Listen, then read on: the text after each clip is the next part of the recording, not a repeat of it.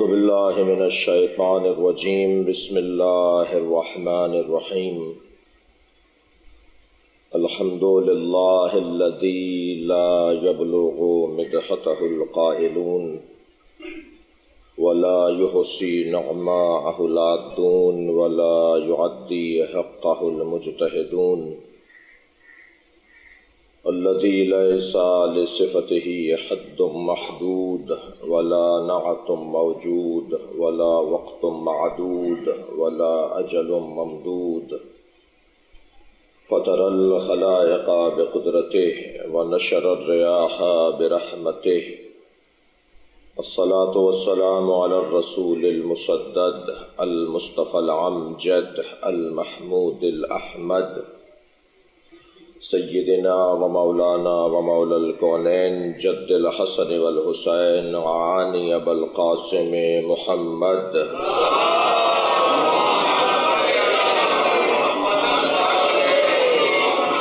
وآلہ الطیبین الطاہرین المعصومین الذین قال اللہ انما يريد اللہ لیذہب عنکم الرجس اہل البیت ویطہرکم تطہیرا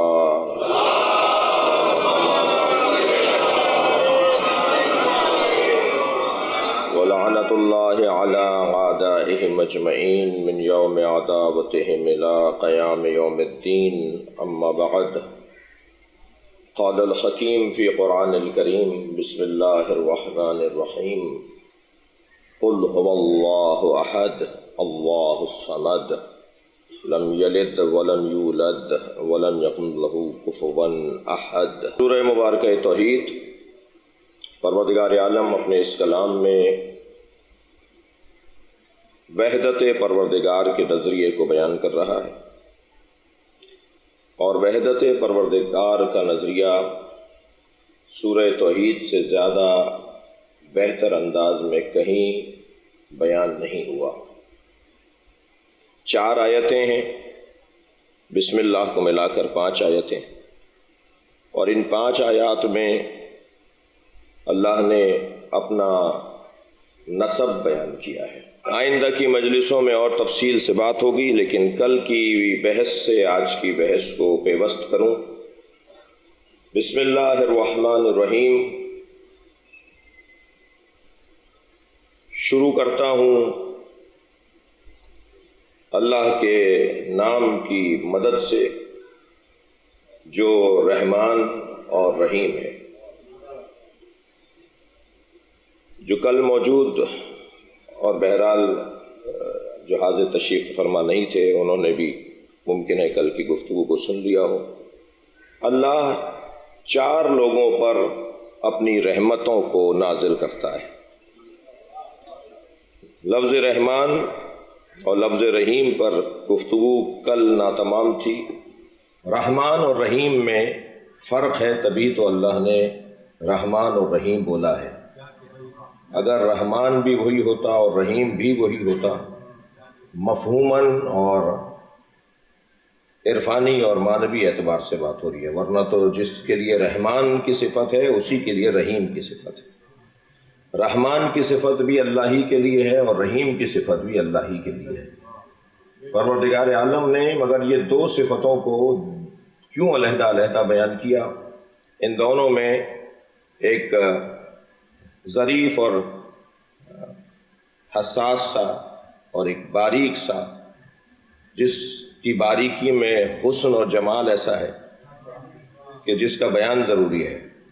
رحیم، رحمت پروردگار جب سیلاب کی صورت میں، جریان کی صورت میں، تسلسل کی صورت میں جب بہنے لگے، اللہ کی رحمت جب بہنے لگے تو اسے رحیم کہا جاتا ہے، اور یہی سمندر رحمت جب طغیان کرنے لگے تو اسے رحمان کہا جاتا ہے۔ رحمت پروردگار جب جولان کی کیفیت میں ہو، رحمت پروردگار جب طغیان کی کیفیت میں ہو، جب جوش کی کیفیت میں ہو تو اسے رحمان کہا جاتا ہے۔ بروزن جوعان، عطشان، عرفان، کل یہ گفتگو ہو چکی ہے۔ 4 لوگوں پر اللہ اپنی رحمتوں کو نازل کرتا ہے۔ اس مجلس اعزاز میں آغاز یوم ہے، دن کا آغاز بھی ہے۔ 4 ایسے لوگ ہیں جن پہ اللہ اپنی رحمتیں نازل کرتا ہے۔ سب سے پہلا وہ شخص جس پر اللہ اپنی رحمت نازل کرتا ہے، جو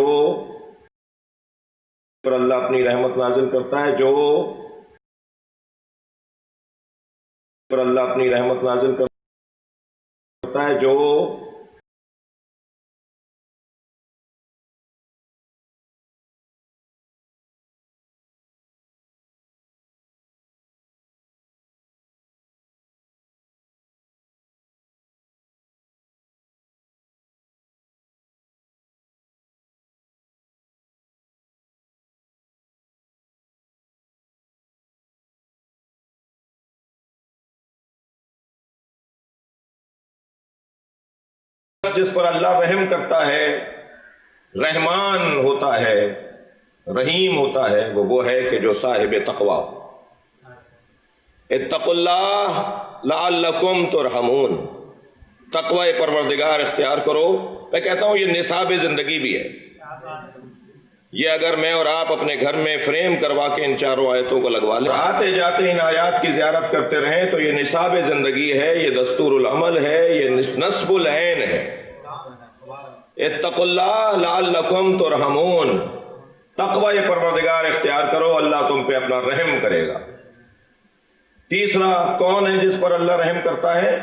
اذا قرئ القرآن فاستمعوا لہ وانصتوا لعلکم ترحمون، جب قرآن پڑھا جا رہا ہو تو غور سے سنو، تمہارے غور سے سننے سے اللہ تم پر مہربان ہو جائے گا۔ یہ تیسرا فرض ہے۔ چوتھا، وبشر الصابرین، بشارت دے دیجئے میرے حبیب صبر کرنے والوں کو، الذین اذا اصابتہم مصیبہ، جب ان پر مصیبت آتی ہے تو وہ کہتے ہیں، دقت چاہوں گا اہل دقت سے، یہ کہنا بڑی اہمیت کا حامل ہے۔ یہ الفاظ اور موضوعیت رکھتے ہیں، یہ زبان پر آنے والے کلمات یہ کہہ کر جان بخشی نہیں ہو سکتی کہ منہ سے نکل گیا تھا۔ یہ کہنا فضولیات میں اب شامل ہونا چاہیے جب سے یہ میڈیا نے زور پکڑا ہے کہ یہ میں آف دی ریکارڈ بات کر رہا ہوں۔ جب آپ نے کہہ دی تو پھر وہ غیر رسمی کیسے ہوگی؟ یا تو پھر آپ خود غیر رسمی ہیں۔ یعنی اگر آپ اپنی فضیلت کے بھی قائل ہیں، آپ اپنی اہمیت کے بھی قائل ہیں، آپ اپنی شخصیت کے بھی قائل ہیں، آپ اپنے آپ کو معتبر بھی مانتے ہیں، یہی تو سب سے بڑی کمزوری ہے انسان کی، کہ وہ اپنے آپ کو سب کچھ مانتا ہے، مگر جہاں اسے کہیں مشکل ہوتی ہے یا اس کا مفاد نقصان میں جا رہا ہوتا ہے تو کہتا ہے اس بات کو اہمیت نہیں دینا، یہ میں تم سے کہہ رہا ہوں جی۔ لیکن نہیں عزیزان گرامی، جب میں نے کہہ دیا تو کہہ دیا، کوئی بات ایسی نہیں ہے جو چھپی ڈھکی رہے گی۔ آج میں کیمرے لگے ہوئے ہیں تو محتاط بات کروں، پروردگار عالم نے ہماری خلقت کے ساتھ کیمرے لگا کر بھیجے تھے، جسے منکر و نکیر بھی کہتے ہیں، مبشر و نذیر بھی کہتے ہیں۔ ہمارا کوئی عمل ایسا نہیں ہے جو مخفی ہو، جو چھپا ہوا ہو، جو ریکارڈ پر نہ جا رہا ہو، جسے محسوس نہ کیا جا رہا ہو۔ یہ انسان کی نفسیات کا حصہ ہے کہ جب اسے یہ معلوم ہو جائے اسے کوئی دیکھ رہا ہے تو وہ محتاط ہو جاتا ہے، اور جب وہ یہ سوچتا ہے کہ اسے کوئی نہیں دیکھ رہا تو وہ غیر محتاط ہو جاتا ہے۔ اس کمزوری کو دور کرنے کا بہترین نسخہ ماہ مبارک رمضان میں روزے کی کیفیت ہے۔ روزہ 30 دن کے لیے ماہ رمضان میں ہم رکھتے ہیں، اگر ہم اسے سال بھر کم سے کم مستحبی روزوں کی طرف توجہ کریں تو ہماری مشق اور پختہ ہوتی چلی جائے گی۔ روزہ صرف واحد عبادت ہے کہ جس کے لیے اللہ نے یہ کہا الصوم لی انا اجزی بہ یا انا اجزا بہ، روزہ میرے لیے رکھا جاتا ہے، نماز کے لیے نہیں کہا، حج کے لیے نہیں کہا، زکوٰۃ کے لیے، صرف روزے کے لیے کہا۔ کیا مطلب ہے کہ نماز اللہ کے لیے نہیں پڑھی جاتی؟ پڑھی جاتی ہے، پڑھتے ہو گئے، مبارک ہو تمہیں، لیکن روزے کو اللہ خود کہہ رہا ہے یہ میرے لیے رکھا جاتا ہے۔ میرے بچے اور کم سن ساتھی غور کریں، کیوں صرف اللہ نے حدیث قدسی میں روزے کو کہا ہے کہ یہ میرے لیے رکھا جاتا ہے؟ اس لیے کہ عبادتوں میں یہ واحد عبادت ہے جو تنہائی میں بھی اتنی سچی رہتی ہے جتنی مجمع میں سچی رہتی ہے۔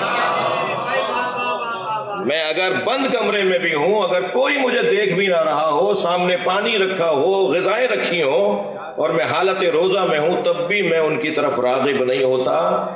اسی لیے اللہ کہہ رہا ہے یہ میرے لیے رکھا جاتا ہے. عزیزان گرامی، یہ بولنا، بات کرنا، یہ کلمات کو اپنی زبان پر لے کر آنا. وَبَشِّرِ الصَّابِرِينَ اِذَا أَصَابَتْهُمْ مُصِیبَةٌ قَالُوا، بشارت دے دیجئے ان لوگوں کو کہ جنہوں نے مصیبتوں پہ صبر کیا ہے اور وہ کہتے ہیں جی قولوا لا الہ الا اللہ تفلحوا، کہو لا الہ الا اللہ فلاح پا جاؤ گے. کہو لا الہ الا اللہ فلاح پا جاؤ گے. کہنا، بولنا. لہذا بولنا انسان کے لیے، اور بولنے کے جو نتیجے ہیں، بولنے کے جو اثرات ہیں، وہ معاشرہ ان کو خوب محسوس کر سکتا ہے. بولنا، یہ جو ابھی آپ مجلس میں اونچی آواز میں صلوات بولتے ہیں، یہ جو مولا علی کا نام آپ یا علی بولتے ہیں، آپ کیا سمجھ رہے ہیں؟ اس کے کوئی نتیجے نہیں ہیں، اس کے کوئی اثرات نہیں ہیں. یہ دور تک بات نہیں جا رہی، یہ وہاں بھی جا رہی ہے کہ جہاں اسے قبول کیا جاتا ہے، اور یہ وہاں بھی جا رہی ہے جہاں قبول کروانا ہے.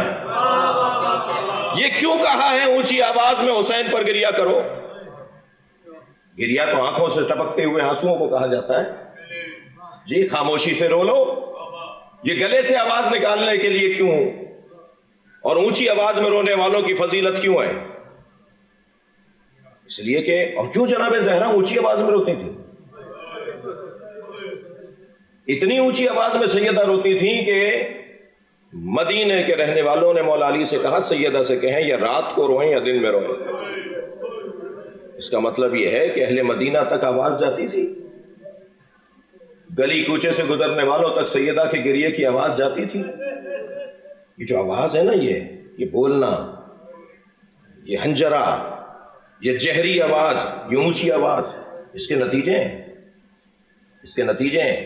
ہاں، ہمیں تو تعجب اس بات پر ہے کہ جن کے نتیجے معاشرے میں منفی ہیں ان پر تو کوئی پابندی نہیں ہے، اور جن کے نتیجے معاشرے میں مثبت ہیں ان پر پابندی ہے.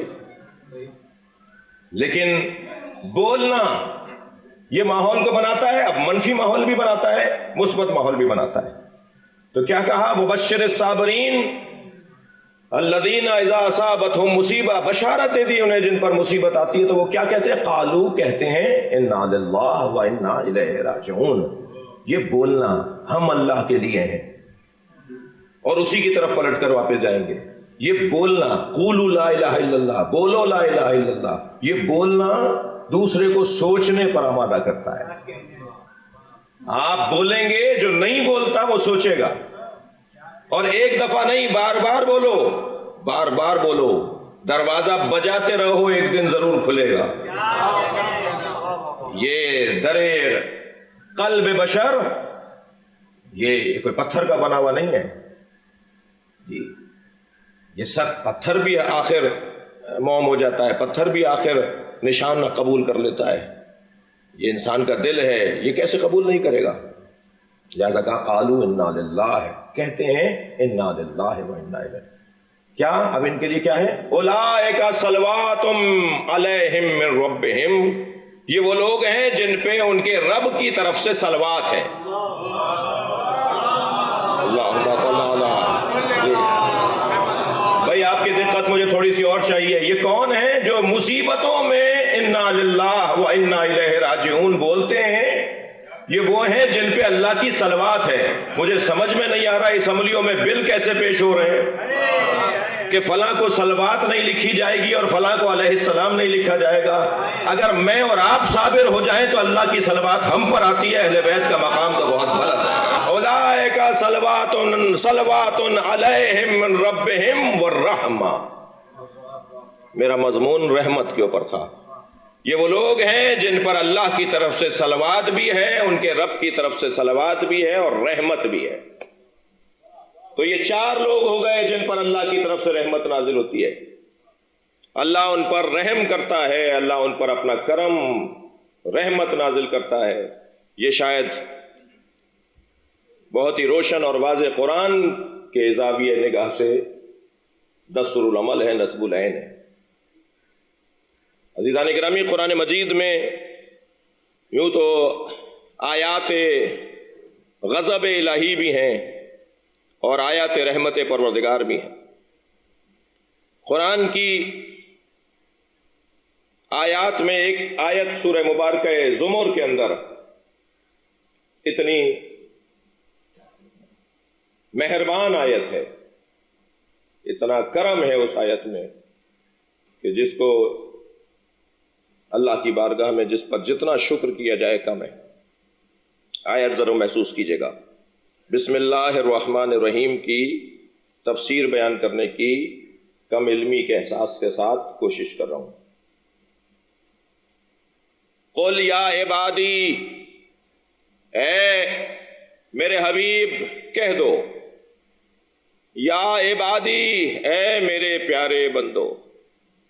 لہجہ ایسا لگ رہا ہے جیسے ان پیارے بندوں سے بات ہو رہی ہے کہ جن کی آج تک نماز قضا نہیں ہوئی۔ لہجہ ایسا لگ رہا ہے جیسے ان سے بات ہونے جا رہی ہے جنہوں نے نماز شب کبھی نہیں چھوڑی۔ یا عبادی، یہ لہجہ معمولی لہجہ نہیں ہے۔ فادخلی فی عبادی سورہ فجر کی آخری آیت میں اور یا سورہ زمر کی اس آیت کے اندر اللہ نے میرے اپنی جانب نسبت دے کر میرے پیارے بندو، کم بات نہیں ہے۔ یا عبادی، اے میرے عزیز میرے پیارے بندو، کون ہے؟ اب ذرا دیکھیے آگے آیت کیا ہے۔ الذین اسرفوا علی انفسہم، جنہوں نے اپنے اوپر زیادتی سے کام لیا ہے۔ کرم تو دیکھیے اللہ کا، گناہ گاروں کو یہ نہیں کہہ رہا جنہوں نے گناہ کیا ہے، اس لیے کہ اسراف علی نفس، زیادتی علی نفس ہی، تعدی علی نفس ہی، یہ گناہ ہے۔ گناہ کرنے والے کو کہتے ہیں جو اپنے، اللہ نہیں کہہ رہا تم نے گناہ کیا، کہا تم نے اپنے اوپر ظلم کیا ہے۔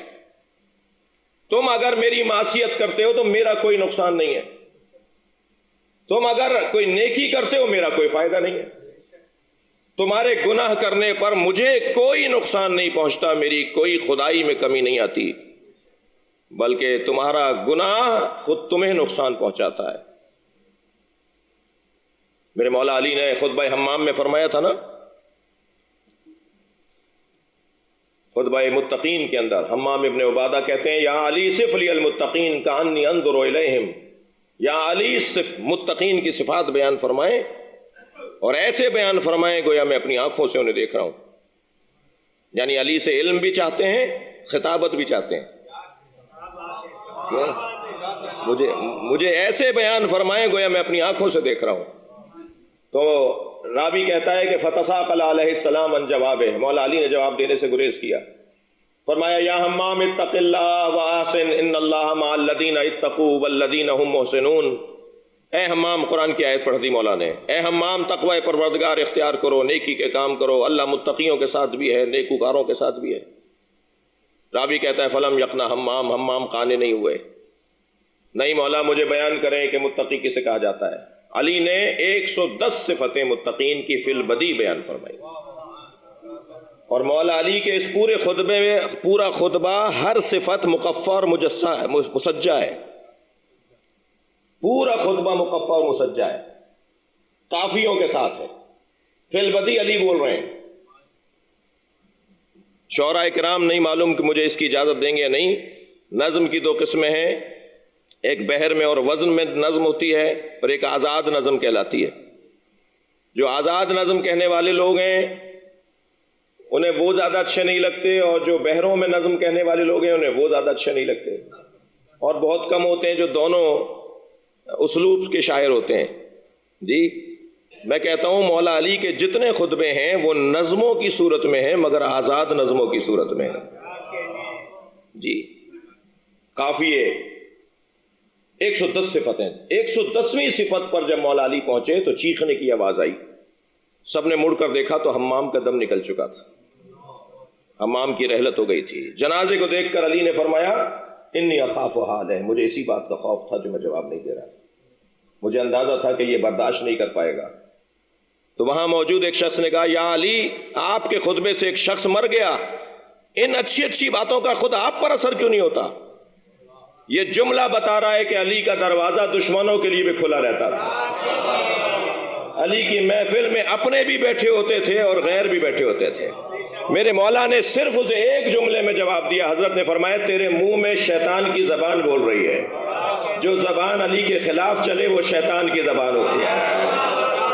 اس خطبے میں، اس کے آغاز میں مولا کائنات نے، مجھے معاف کیجئے گا میں نے اس ایک جملے کے لیے کچھ پورے خطبے کی طرف اشارہ کر دیا، اس کے آغاز میں حضرت نے فرمایا خلق الخلق حین خلقہم، یہ آغاز ہے اس خطبہ حمام کا۔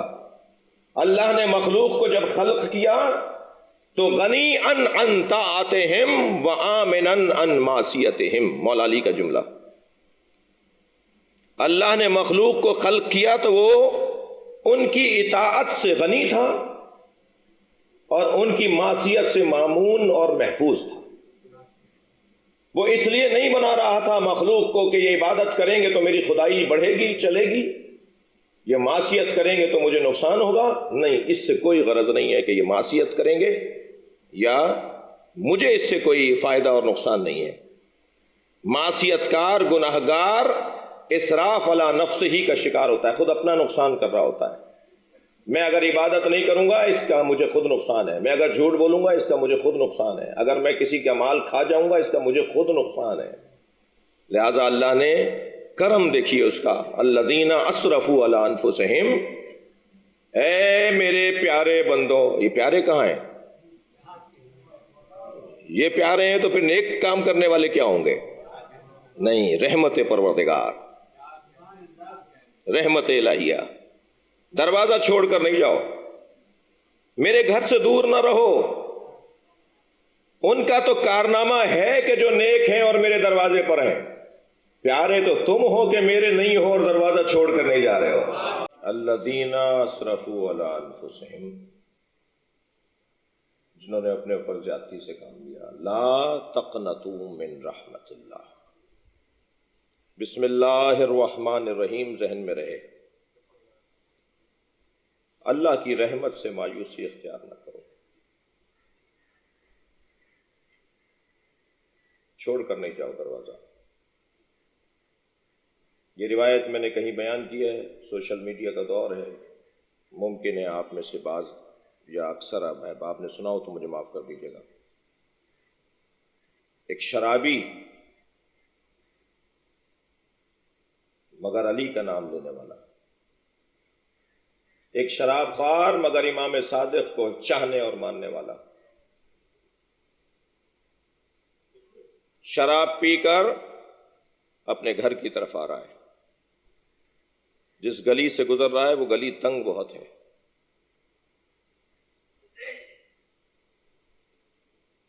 بچی ہوئی شراب اس کے ہاتھ میں ہے، سامنے سے امام صادق آ گئے،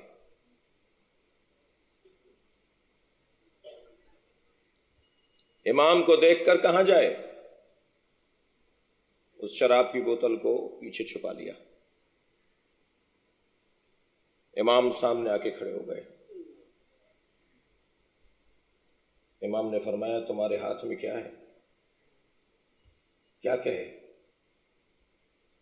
اتنا روسیہ تو نہیں ہے، اتنا ذلیل تو نہیں ہے، اتنا بے شرم تو نہیں ہے کہ چوری بھی کرے، گناہ بھی کرے اور اپنے امام کے منہ پر کہے کہ میں نے آپ کی نافرمانی کی ہے؟ کہنے لگا سرکہ ہے، شراب چھپائی ہوئی ہے، کہنا ہے سرکہ ہے۔ امام نے فرمایا ہمارے ہاتھ میں ڈالو۔ اللہ اکبر، کہاں جائیے؟ وہیں لو لگائی، یا اللہ ذلیل ہو جاؤں گا، کیسے امام کے ہاتھ میں نجس چیز ڈالوں؟ جب تم امام کے ہاتھ پہ نہیں ڈال سکتے تو اس سینے میں کیوں ڈال رہے ہو جس میں حسین بستا ہے؟ یہ شراب اس سینے میں کیوں ڈال رہے ہو جس میں علی بستا ہے؟ امام نے ہاتھ پھیلایا ہوا ہے، میرے ہاتھ پہ ڈال دو سرکہ ہے تو۔ وہیں لو لگائی، یا اللہ مجھے معاف کر دے، میں تجھ سے عہد کرتا ہوں آئندہ شراب نہیں پیوں گا۔ شراب کی بوتل کو ڈرتے ڈرتے آگے کیا، امام نے فرمایا یہ سرکہ ہے۔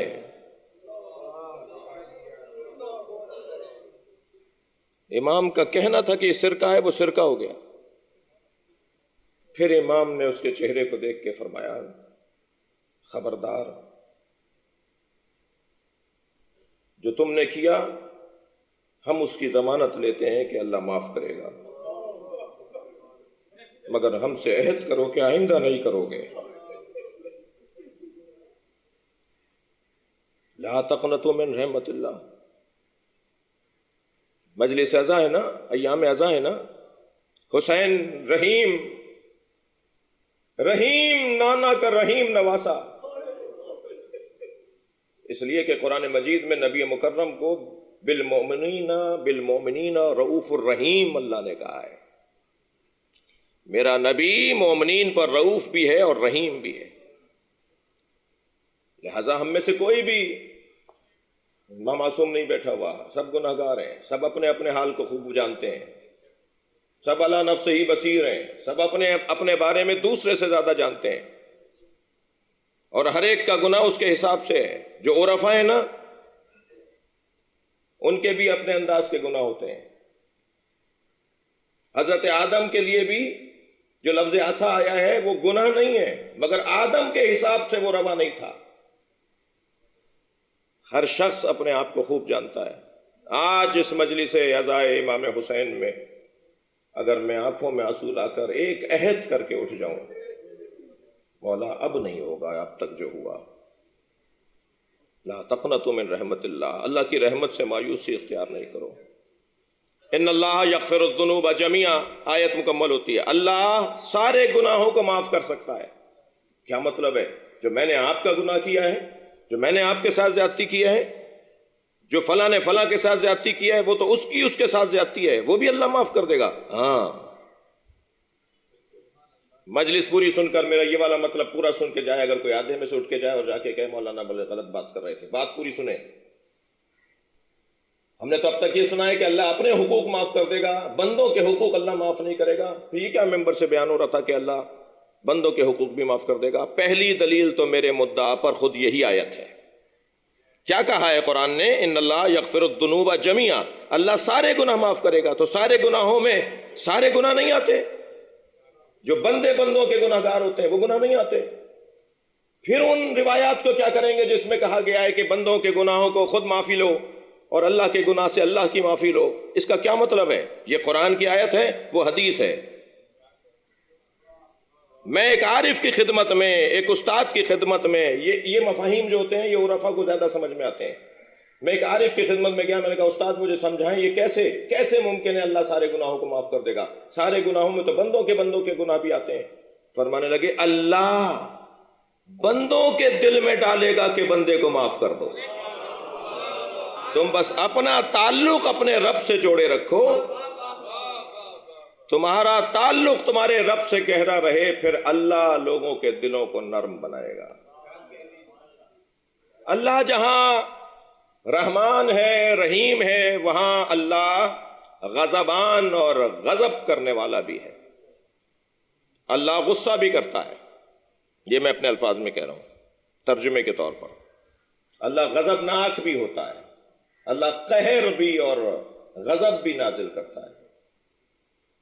مگر اللہ کا غضبان ہونا اور رحمان ہونا یہ اگر ایک ہی وقت میں قابل استعمال ہو تو مولا علی کا حسین فرمان سبقت رحمتہ غضبہ، اللہ جب غصے میں آئے اور رحم کرنے کا اس کو مشیت کہے تو اس کی رحمت غالب آ جاتی ہے اس کے غصے کے اوپر۔ وہ کون سا قلمدان استعمال کرتا ہے؟ اگر ایک وقت میں ایک ہی قلمدان استعمال کرنا ہو تو وہ رحمت کا قلمدان استعمال کرتا ہے، وہ معافی کو ترجیح دیتا ہے۔ اب ذرا یہ حدیث بھی سرکار کی سنتے جائیے، من لم یرحم لم یرحم، جو معاف کرنے کی صلاحیت نہیں رکھتا اسے معاف بھی نہیں کیا جاتا۔ جو درگزر کرنے کی، بسم اللہ الرحمن الرحیم ذہن میں رہے، جو درگزر کرنے کی صلاحیت نہیں ہے وہ درگزر کرتا ہی نہیں ہے، بدلہ لینے کا اس کو۔ بھئی کیسے ممکن ہے بسم اللہ الرحمن الرحیم ہم پڑھ رہے ہوں اور رحمان اور رحیم تو بول رہے ہیں اور خود رحیم نہ ہو، خود اس کا اثر ہمارے اوپر نہ ہو. جی بسم اللہ اللہ اکبر. نبی مکرم صحابہ کرام کو 10 آیتیں دیتے تھے، اور جب تک 10 آیتوں پر وہ عمل نہیں کر لیتے تھے دوسری 10 آیتیں انہیں نہیں دیتے تھے. یہ پڑھنے کے لیے قرآن ضرور ہے، مگر قرآن کا اصلی فلسفہ عمل ہے. حضرت ابو ذر غفاری تشریف لاتے تھے، مولا علی کھڑے ہو جاتے تھے.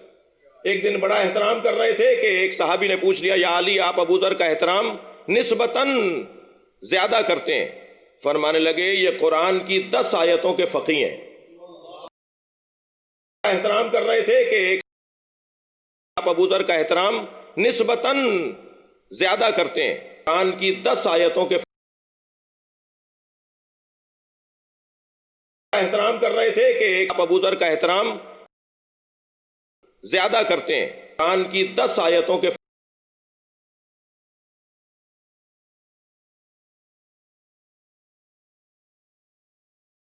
آپ ابو ذر کا احترام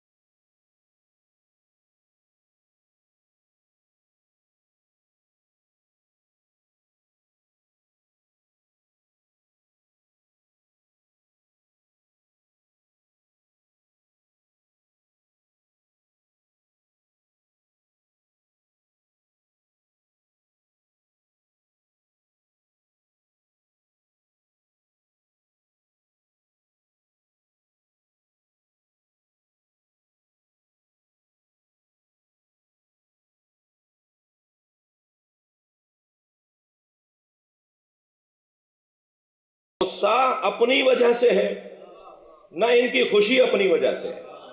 انہوں نے خود کو وہاں ضم کر دیا ہے، ہمیں ان میں ضم ہو جانا چاہیے. نہ ہمارا غصہ اپنا ہونا چاہیے، نہ ہماری خوشی اپنی ہونی چاہیے. ان کا غصہ اللہ کی خاطر ہے، مشیت پروردگار کی خاطر ہے. سرکار دو جہاں نے ایک صحابی سے 10 لوگ تھے فتح مکہ سے، معاف کیجئے گا ہجرت کے موقع پر 10 لوگ تھے کہ جو لکھنا جانتے تھے صحابہ کرام میں. حضرت نے ان میں سے ایک صحابی سے کہا کہ جو میں بولوں اسے لکھ لیا کرو، جو کہوں اسے لکھ لیا کرو۔ اس نے فوراً کہا افی غضبک ام لا، غصے والا جملہ بھی لکھ لوں؟ جب آپ غصہ کریں گے اس کو بھی لکھ لوں؟ حضرت نے فرمایا ما اقول الا الحق، کیا سمجھتے ہو ہم کچھ بولتے نہیں ہیں مگر حق بولتے ہیں۔ تم نے یہ کیسے سوچ لیا کہ غصے میں بولوں تو وہ صحیح نہیں ہوگا اور رحم اور مہربانی اور کرم اور رافت کے ساتھ بولوں گا تو وہ صحیح ہوگا؟ ہم جو بولیں گے وہ حق ہے، اسے لکھ لیا کرو۔ اللہ کا غضب ظاہر ہوتا ہے ان کے ذریعے سے، اللہ کا رحم ظاہر ہوتا ہے ان کے ذریعے سے، اللہ کی برکتیں ان کے ذریعے سے آتی ہیں، اللہ کی لعنتیں بھی ان کے ذریعے سے آتی ہیں۔ مباہلے کے اندر کیا کہا ہے؟ فَنَجْعَلْ لَعْنَتَ اللَّهِ عَلَى الْكَاذِبِينَ، جو لوگ جھوٹے ہوں گے ان پر ہم بھیجیں گی اللہ کی لعنت۔ تو جب اللہ کی لعنت ان کے ذریعے سے آئے گی تو اللہ کی رحمت بھی ان کے ذریعے سے آئے گی۔ یہ رحمت پروردگار کا واسطہ بھی ہے، یہ لعنت الہیہ کا واسطہ بھی ہے، یہ رحم پروردگار کا واسطہ بھی ہے، اور یہ کرم اور غضب الہیہ کا واسطہ ہے۔ کہنے لگے کہ ہمیں اس پہاڑ سے اونٹنی چاہیے، حضرت صالح کی امت، اس پہاڑ سے اونٹنی چاہیے، اور اونٹنی بھی ایسی ہو جس کے تھن بہت بڑے ہوں، جس سے دودھ بہت آتا ہو، اور ایک بچہ بھی اس کے ساتھ ہونا چاہیے۔ فرمائشیں تو دیکھیے۔ اور ادھر ایک نبی ہے، اور نبی کا دعویٰ یہ ہے کہ نبوت پر کوئی اگر معجزہ طلب کرے گا تو وہ معجزہ دے گا۔ نبی کی کم سے کم ایک صفت یہ ہے کہ وہ معجزہ طلب کرنے والوں کو معجزہ پیش کرے گا۔ اب میرے لیے بہت سی چیزیں ناممکن ہیں، لیکن ان کے لیے تو ناممکن نہیں ہے۔ مثلا مجھ سے اگر کوئی کہا جائے کہ آپ کا ہم کام کر دیں گے، آپ کی بات مان لیں گے، ذرا ستارہ توڑ کر لے آئیے، تو میں کہوں گا بھائی میرے لیے ممکن نہیں ہے۔ لیکن اگر کوئی نبی سے کہہ دے کہ ستارہ توڑ کر لے آئیے تو ان کے لیے کیا ناممکن ہے؟ وہ حکم دیں گے، ستارہ اتر آئے گا۔ جھوٹے دعوی نبوت کرنے والوں نے بھی جب ان سے کہا گیا جی معجزہ دکھائیے، یہ تو قاعدہ ہے، قانون ہے کہ نبی سے معجزہ مانگا جائے گا تو معجزہ نبی دکھائیں گے، تو آپ نے نبوت کا دعویٰ کیا تو آپ بھی کوئی معجزہ دکھائیے۔ تو مسیلمہ کذاب نے جب دعوی نبوت کیا تو اس نے کہا کیا معجزہ چاہیے؟ تو لوگوں نے کہا نبی مکرم نے درخت کو حکم دیا تھا، درخت چلتا ہوا آ گیا تھا، درخت دور درخت تھا، اسے نبی نے فرمایا کہ میرے قریب آ جاؤ، وہ زمین میں چلتا ہوا سرکار کے قدموں قریب آیا اور اس کی ٹہنیوں نے قدموں کا بوسہ لیا۔ یہ واحد معجزہ ہے جسے نہج البلاغہ میں مولا کائنات نے بیان کیا ہے۔ یعنی نہج البلاغہ میں نبی کے معجزات اگر ہم تلاش کریں گے تو ایک ہی معجزے کا ذکر مولا کی زبان سے نہج البلاغہ میں موجود ہے۔ اسے کہا گیا کہ تم اگر نبی ہو تو معجزہ دکھاؤ، یہ سامنے درخت ہے اسے بلاؤ۔ اس نے کہا اے درخت میں نبی ہوں، قریب آ، نہیں آیا۔ دوبارہ حکم دیا، نہیں آیا۔ تیسری دفعہ حکم دیا، وہ درخت نہیں آیا۔ تو یہ وہاں جا کے کھڑے ہو گئے، کہنے لگے ہم متکبر نہیں ہو رہے، ہم متکبر نہیں ہوتے، وہ نہیں آ رہا تھا میں چلا گیا۔ تو ایسا دعویٰ نہیں جی۔ نبی کا کام، نبی سے معجزہ طلب کیا جاتا ہے تو نبی معجزہ دکھاتے ہیں۔ حضرت صالح سے کہنے لگے اس پہاڑ سے کہیے، اس پہاڑ سے اونٹنی نکال کے دکھائیے، اور اونٹنی بھی ایسی ایسی ہو جو میں نے بیان کی۔ تو جیسے ہی انہوں نے کہا نا کہ ہمیں اونٹنی چاہیے اس پہاڑ سے، تو حضرت صالح نے فوراً فرمایا ہذہ ناقۃ اللہ، یہ رہا اللہ کا ناقہ۔ کوئی نہیں تھا، پہاڑ تھا، وہی پہاڑ جس کی طرف انہوں نے کہا تھا اسے اونٹنی نکال کے دکھائیں۔ حضرت صالح نے فوراً فرمایا ہذہ ناقۃ اللہ۔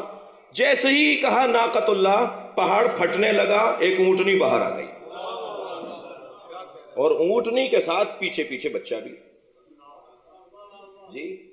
اور اس کا دودھ اتنا زیادہ تھا کہ 1 2 3 4 لوگ نہیں، 200 400 لوگ نہیں، 1000 سے زیادہ لوگ ایک اونٹنی کا دودھ پیتے تھے۔ پوری ملت، پوری قوم اس کا دودھ پیتی تھی۔ ناقۃ اللہ، اچھا اللہ کا کوئی ناقہ ہوتا ہے کیا؟ نہ اللہ نے اس پہ سواری کی تو پھر یہ اللہ کا ناقہ کیسے؟ نہ معاذ اللہ اللہ اس کا دودھ استعمال کرتا ہے تو پھر یہ اللہ کا ناقہ کیسے؟ یہ اللہ کا ناقہ اس لیے ہے کہ اللہ کے نبی کی اس بات نبوت کے لیے پیش ہوا ہے.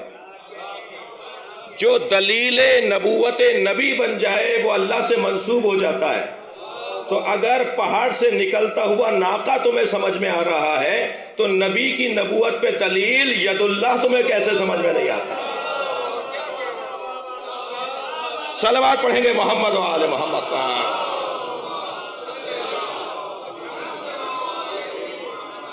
اور پھر کیا ہوا؟ اس ناقے کو جس سے پوری ملت پوری امت دودھ پیتی تھی اسے انہوں نے مار دیا، اس کے گھٹنے کاٹ دیے. پہلے اس کا بچہ مارا. جب اس کا بچہ مارا تو اس نے فریادیں کرنا شروع کی. اونٹنی کی فریادوں پر عذاب الہی آیا ہے. یہ ساری امت برباد ہوئی ہے. حضرت صالح کی پوری امت برباد ہوئی ہے ایک فریاد کرنے پر. کس کی فریاد؟ ایک جانور معمولی نہیں ہے. یعنی جانور اگر فریاد کرے تو امت برباد ہو جائے. ڈرو زینب کی فریاد سے.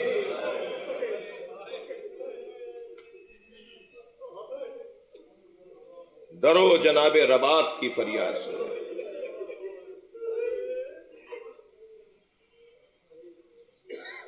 یہ معمولی لوگ نہیں ہیں جن کے لیے جنت سے لباس آتے ہوں.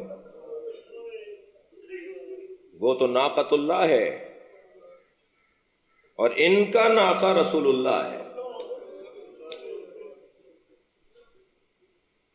کنانا آج عید کا دن ہے. مدینے کے سب بچوں کے پاس سواریاں ہیں. ہماری سواری کہاں ہے؟ اللہ اکبر. فرمایا میں خود تمہاری سواری ہوں. ہمارے ماں باپ قربان. ایک کاندھے پہ حسن مولا کو بٹھا لیا، ایک شانے پر امام حسین کو بٹھا لیا. فرمایا نانا ان کے ناخوں کی تو باغیں بھی ہیں، لگامیں بھی ہیں، ہمارے ناقے کی تو ہمارے ہاتھ میں لگام ہی نہیں ہے. سرکار نے اپنی دونوں زلفوں کو، اپنے بالوں کو دو حصوں میں بانٹا. ایک طرف کے بال حسن مولا کو دے دیے، دوسری طرف کے بال امام حسین کو دے دیے. فرمایا تمہارے ناقے کی یہ باغیں ہیں. کہنے لگے نانا وہ تو آوازیں بھی نکال رہی ہیں. ان کے تو ہنہنانے اور بولنے کی آوازیں بھی ہیں. یہ لاڈ نہیں اٹھائے جا رہے ہیں، یہ وحی الہی کے مطابق ہو رہا ہے. اللہ چاہتا ہے کہ ایسا دکھاؤ جو کوئی کام نہ کرتا ہو بغیر وحی الہی کے، جو کوئی بات نہ کہتا ہو بغیر وحی الہی کے. یا اس آیت کو مانو یا اس کو سمجھو. پھر رف رف کی آواز نبی نے اپنے منہ سے نکالی. رف رف کی آواز جو روایت کہہ رہی ہے، جو حدیث کا جملہ ہے وہ سنا رہا ہوں میں آپ کو. سرکار نے ایک آواز نکالی اپنے منہ سے تاکہ حسن حسین راضی ہو جائے. ایک گلی سے گزر رہے ایک بچے کے رونے کی آواز ایک گھر سے آ رہی ہے. اس بچے کے رونے کی آواز حسین کے رونے سے مشابہ تھی. سنیں گے ذرا. رو نبی سے برداشت نہیں ہوا، فوراً دروازہ بجا دیا. صحابہ کرام بھی ساتھ ہیں. سرکار کے دروازے پر ایک خاتون آئی. حضرت نے بے ساختہ فرمایا اس کی آواز میرے حسین سے ملتی ہے، اسے رونے نہیں دو. سرکار مدینے کی ایک گلی سے گزر رہے ہیں کہ بچے رستے میں کھیل رہے ہیں. ان بچوں میں ایک بچے کو گود میں اٹھایا، اس کے سر پہ ہاتھ پھیرا، پیار کیا اور پھر اسے زمین پر اتار کر روانہ ہوئے. تو ایک صحابی نے پوچھا یا رسول اللہ یہ کس کا بچہ ہے؟ یا رسول اللہ یہ کس کا بچہ ہے؟ فرمایا مجھے اس سے غرض نہیں ہے یہ کس کا بچہ ہے، مجھے تو یہ غرض ہے یہ میرے حسین سے پیار کرتا ہے. میں نے اسے دیکھا ہے جب حسین گھر سے باہر نکلتا ہے تو یہ اس کے پیچھے پیچھے چلتا ہے. اگر کوئی حسین کو تکلیف ہونے والی ہوتی ہے تو بڑھ کر یہ احترام کرتا ہے، جو میرے حسین سے پیار کرتا ہو مجھے اچھا لگتا ہے۔ حضرت ام سلمہ سے فرمایا میں سفر سے لوٹا ہوں، کچھ دیر مجھے استراحت کرنی ہے، اگر کوئی ملاقات کے لیے آئے تو اسے اتنا کہنا نبی محو استراحت ہیں۔ فرماتی ہیں، اسے اہل سنت شیعہ، یہ جو جتنی روایتیں پڑھ رہا ہوں یہ سب اہل سنت بھائیوں کی کتابوں میں ہیں۔ بی بی فرماتی ہیں کہ کچھ دیر کے بعد حسین دوڑتے ہوئے آئے، سن و سال 3 یا 4 سال ہیں امام حسین کے، اور پہلا سوال یہ کیا نانی میرے نانا آ گئے؟ سفر سے لوٹے تھے سرکار، نانا رسول آ گئے؟ فرمایا ہاں بیٹا تمہارے نانا آ گئے ہیں مگر وہ آرام کر رہے ہیں، اور انہوں نے کہا ہے کہ کوئی ملنے آئے تو اسے کہہ دو کہ میں محو استراحت ہوں۔ سنیں گے عزادارو؟ تو امام حسین نے فرمایا میرے لیے بھی کہا تھا؟ فرمایا تمہارے نانا نے تخصیص نہیں لگائی، تمہارے نانا نے یہ نہیں کہا کہ حسین کے لیے نہیں ہے۔ ادب احترام دیکھیے، حسین واپس لوٹ گئے، مولا لوٹے ابھی کچھ ہی آگے گئے تھے کہ حجرے سے نبی باہر آئے۔ روایت کہتی ہے سر پہ امامہ نہیں تھا، پیروں میں نالینیں نہیں تھیں، ابادوش پہ نہیں تھی، سرکار کی قمیض کے بٹن کھلے ہوئے تھے۔ فرمایا ام سلمہ تم نے حسین کو بھی لوٹا دیا؟ آگے بڑھ کر اپنے بچے کو گود میں لیا، آغوش سے لگایا ہے میرے مولا نبی نے۔ بی بی فرماتی ہیں حجرے میں لے گئے، کچھ دیر کے بعد مجھے نبی کے رونے کی آواز آئی،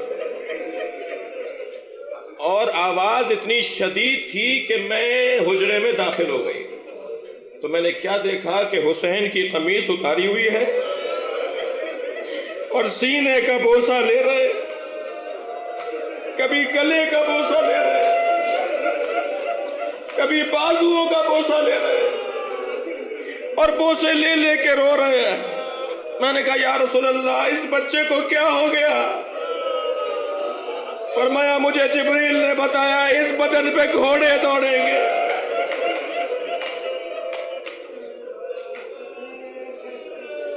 اجرکم اللہ، اجرکم اللہ۔ جنہیں رون آ رہا ہے اپنی آوازیں آزاد کریں، یہ ایام رونے کے ہیں۔ جب آپ بلند آواز سے روتے ہیں امام جعفر صادق دعا دیتے ہیں، امام حسین سے نبی کا کتنا پیار ہے۔ اجرکم اللہ۔ آج 3 محرم ہے، حسین کربلا کے میدان میں پہنچ گئے، حسین کی کربلا شروع ہو چکی۔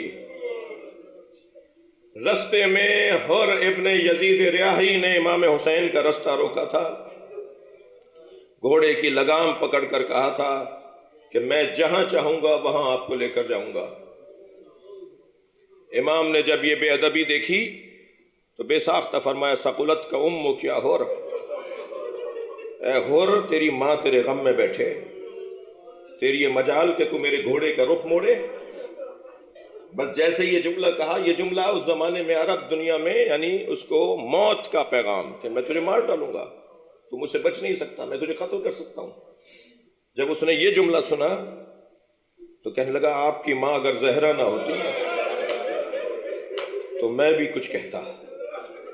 یہاں سے امام حسین نے اندازہ کیا کہ اس کے دل میں حب زہرا ہے، اور جس کے دل میں حب زہرا ہو وہ دوزخ میں نہیں جائے گا۔ یہ جو ایمان کی چنگاری ہے اسے آتش ایمان میں بدلنا حسین کا کام ہے۔ لہذا جب کبھی نماز کا وقت ہوا اور جماعت کے لیے امام کھڑے ہوئے رستے میں تو حضرت عباس سے کہتے تھے جا کے حر سے پوچھو ہمارے ساتھ نماز پڑھے گا یا علیحدہ نماز پڑھے گا۔ یہ پیغام تھا، آمادہ کر رہے تھے حر کو، اور حر کہتا تھا یہ کیسے ممکن ہے فرزند زہرا نماز پڑھائے اور میں حسین کے پیچھے نماز نہ پڑھوں۔ اور حر نے ایسے ہی امام حسین کے پیچھے رستے میں نمازیں پڑھیں، اور جب کربلا کے میدان میں پہنچے اور عاشور کی شب آئی تو علی ابن حر کہتا ہے کہ میں نے اپنے بابا کو زندگی میں کبھی اتنا مضطرب نہیں دیکھا۔ ایک بڑا بہادر تھا، بڑا سردار تھا حر، میں نے کبھی اپنے بابا کو اس طرح مضطرب نہیں دیکھا جتنا شب عاشور دیکھا۔ کہ میں نے دیکھا کہ وہ خیموں کے درمیان چہل قدمی کر رہے ہیں اور ان کی زبان پر کچھ کلمات ہیں اور چہرے پر اداسی ہے۔ تو میں قریب گیا، میں نے کہا بابا کیا پریشانی ہے، آپ پریشان لگتے ہیں؟ کہنے لگا ذرا کان لگا کے سنو، حسینی خیموں کی طرف سے، کان لگا کے سنو، حسینی خیموں کی طرف سے آواز آ رہی ہے کوئی؟ تو علی ابن حر کہتا ہے میں نے کہا ہاں بابا آوازیں تو آ رہی ہیں۔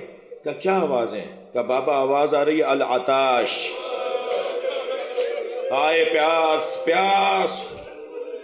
بیٹا یہ آوازیں چھوٹے چھوٹے بچوں کی ہیں، میں انہیں کربلا کے میدان میں لے کر آیا ہوں، میری وجہ سے یہ آج پیاسے ہیں، اور بیٹا میں جنت اور دوزخ کے درمیان خود کو محفوظ کر رہا ہوں، خود کو محسوس کر رہا ہوں جنت اور دوزخ کے درمیان۔ جہاں کھڑا ہوں وہ دوزخ ہے، جہاں حسین کے خیمے ہیں وہ جنت ہے۔ اب میں جنت کی طرف جانا چاہتا ہوں۔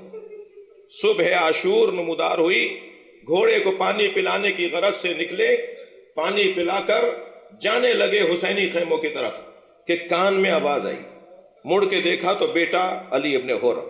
بابا جنت اکیلے جاؤ گے؟ بابا ہمیں چھوڑے جا رہے ہو؟ مجھے بھی اپنے ساتھ لے کر جاؤ۔ کہا بیٹا پھر میرے سر سے امامہ اتار دو، امامہ عزت دار لوگ پہنتے ہیں، میری عزت تو اسی وقت ختم ہو گئی تھی جب زینب کے چیخنے کی آواز آئی، زینب کے رونے کی آواز آئی، اسی وقت میں بے عزت ہو گیا۔ پہنچے امام حسین کی خدمت میں، جیسے ہی امام نے حر کو آتے ہوئے دیکھا، آواز دی عباس میرا مہمان آ رہا ہے، علی اکبر بڑھو مہمان کا استقبال کرو، اللہ رے اللہ رے۔ رافت و محبت و کرم حسینی بڑھ کر استقبال کیا، گلے سے لگایا۔